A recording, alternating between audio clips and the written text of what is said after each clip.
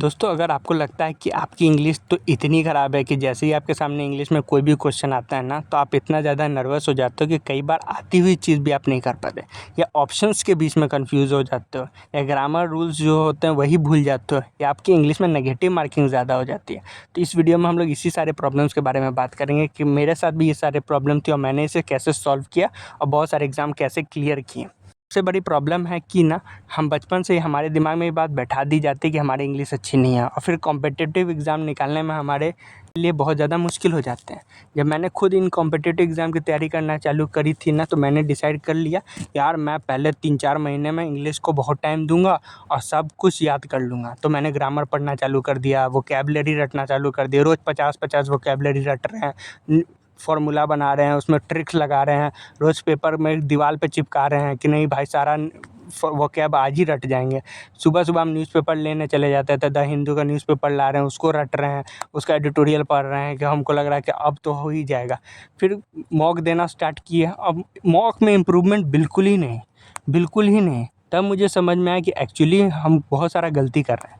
तो इस वीडियो में ना मैं आपको एकदम ऑनेस्ट स्ट्रैटेजी बता रहा हूँ, जिससे मेरा एसएससी निकला, मैंने बैंक एग्ज़ाम निकाला। तो मैं इस वीडियो में ना आपको कोई कोर्स बेचना चाहता हूँ, ना ही मैं व्यूज़ के पीछे भागल हूँ, और ना ही मैं आपको कोई टेस्ट सीरीज़ चिपकाने वाला हूँ। आज मेन मकसद यही है कि मैं आपको एक ऑनेस्ट पॉइंट ऑफ व्यू दे पाऊँ।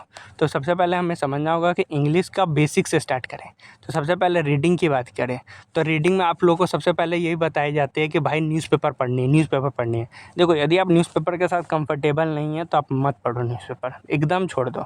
जो मैं आपको बताता हूँ, मैंने जो स्टार्ट किया था, मैं एनसीईआरटी की किताबें स्टार्ट किया था। एनसीईआरटी की किताब आप डाउनलोड कर सकते हो, इंटरनेट पे अवेलेबल है। तो लिटरेचर की जो किताब होती है 7, 8, 9, 10 जो बच्चों वाली किताबें हैं, आप उसको लिटरेचर की किताबें उठाओ, उसमें कहानियाँ होती हैं। आप उसको पढ़ने में आपको एंगेजिंग भी लगेगा, आपको अच्छा भी लगेगा, और आप उसको पढ़ना एंजॉय भी करोगे, क्योंकि वो 3-4 पेज की कहानी होगी। तो आप हर रोज़ 1-2 कहानी पढ़ रहे हो, समझ रहे हो?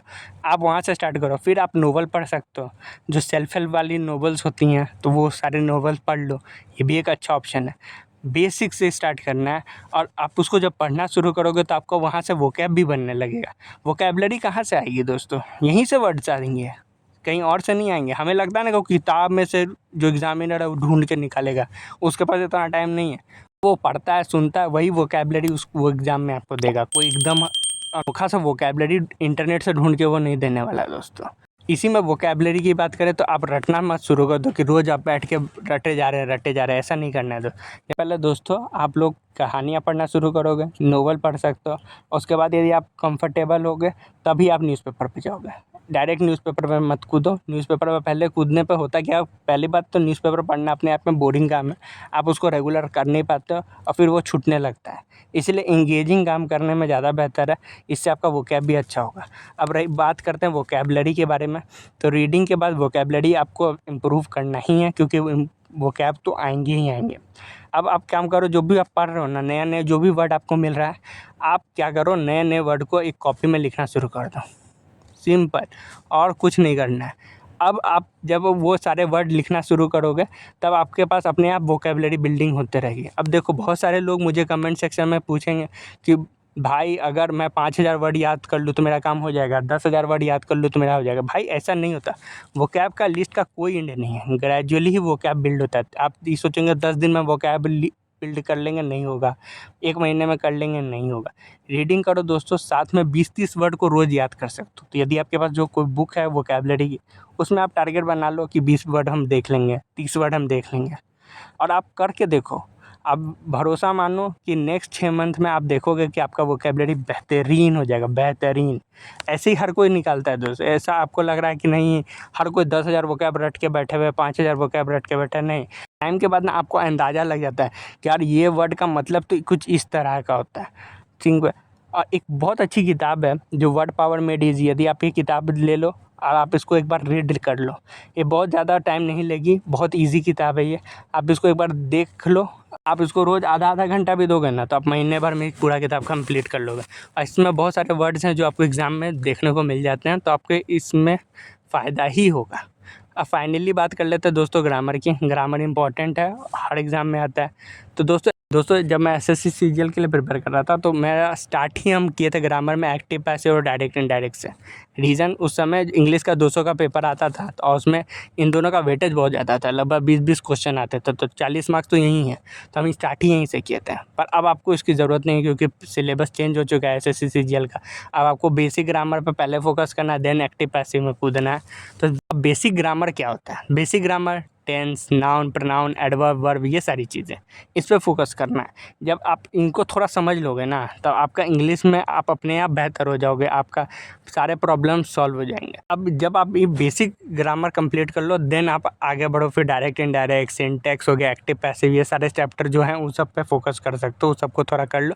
यदि आप एग्ज़ाम में आपके क्वेश्चन पूछता है, जैसे बैंक में ये सब नहीं पूछता, तो जब मैं बैंक लेकर रहा था तो मैं डायरेक्ट इनडायरेक्ट, एक्टिव पैसिव, मुझे कुछ नहीं करना पड़ा ऐसे, ठीक है। तो आपको एग्ज़ाम के देख लेना है कि आपको एग्ज़ाम में ग्रामर में कौन कौन सा और पार्ट आ रहा है। तो बेसिक ग्रामर करने के बाद फिर एक्स्ट्रा चैप्टर है जो आपको इम्पोर्टेंट है, वो सारे आपको कर लेने हैं भाई। अब आप में से कुछ लोग सोचेंगे सर मेरा तो ग्रामर हो ही नहीं रहा भाई। तो दोस्तों बहुत सिंपल सी बात है, मैं आपको 5 ग्रामर वाले चैप्टर के नाम बता देता हूँ। ये 5 चैप्टर कर लो, आपका 90% काम हो जाएगा, सिंपल। तो सबसे पहला टॉपिक है सब्जेक्ट वर्ब एग्रीमेंट। ये बहुत इंपॉर्टेंट टॉपिक है और अकेले ये एक ऐसा टॉपिक है जो ग्रामर के हर एग्ज़ाम में आपको पूछा ही जाता है। तो पहला हो गया सब्जेक्ट वर्ब एग्रीमेंट। दूसरा हो गया टेंस। टेंस आपको याद रखना है भाई, टेंस तो आपको एकदम रट जाना है क्योंकि टेंस से आपको बहुत सारे क्वेश्चन आपको देखने को मिलेंगे एग्ज़ाम में, एकदम रट जाओ इसको, ठीक है। क्योंकि ज़्यादा है नहीं, आपको थोड़ा सा आइडिया लेना है, एक बार आप थोड़ा सा आइडिया ले लिए ना, टेंस कंप्लीट हो जाएगा। उसके बाद होता है वर्ब एडवर्ब, सिंपल। तो थर्ड में आ गया वर्ब एडवर्ब, फोर्थ में आ गया नाउन प्रोनाउन, और फिफ्थ में आप यार मेरा बात मान लो, प्रीपोजिशन रट लो। प्रीपोजिशन एक बार यदि तुम्हारे दिमाग में आ गया ना, तुम्हारा सारा काम हो गया, क्योंकि प्रीपोजिशन का इस्तेमाल करके बहुत सारे क्वेश्चन बनाया जाता है। Fill in the blanks type, जो फिलर्स टाइप के होते हैं, वो बहुत सारे प्रीपोजिशन के पर बेस्ड होते हैं। तो प्रीपोजिशन तो रट ही जाओ। यदि इन 5 टॉपिक्स को आप कर लिए ना, तो आप इजीली 25 से 30 स्कोर कर पाओगे, ईजीली, मतलब कोई टेंशन ही नहीं है। उसके बाद आप इम्प्रूवमेंट करने के लिए आपको और थोड़ा एफर्ट मारना होगा, मॉक लगाना होगा, थोड़ा स्पीड अच्छा होगा, तो आप ईजिली और अच्छे स्कोर कर पाओगे। दोस्तों एट लास्ट मैं बस ये कहना चाहूँगा, मेरा कोई मकसद आपको कोर्स बेचना, कोई टेस्ट सीरीज़ बेचना नहीं है। मैं खुद सिलेक्शन लेने के बाद ये आप वीडियो बना के बस आपको ये बताना चाह रहा हूँ कि यार एग्ज़ाम निकालना इजी है, एग्ज़ाम निकाला जा सकता है, बस आप थोड़ा एफर्ट लगाओगे तो इजीली निकल जाएगा दोस्तों। और यदि आपको ये वीडियो पसंद आए तो प्लीज़ इसको लाइक कीजिए। यदि आपको कोई दोस्त है जिसको आप शेयर करना चाहें तो कर सकते हैं भाई। और मेन मकसद यही है कि आप ये एग्ज़ाम निकाल लो। एग्ज़ाम रिलेटेड कोई भी प्रॉब्लम है तो कमेंट करो, मैं ज़रूर उसका रिप्लाई कर दूँगा। और यदि आपको चैनल पसंद आया, यदि आप नए हैं तो प्लीज़ इसको सब्सक्राइब कर दीजिए। अपना बहुमूल्य समय देने के लिए धन्यवाद। थैंक यू दोस्तों।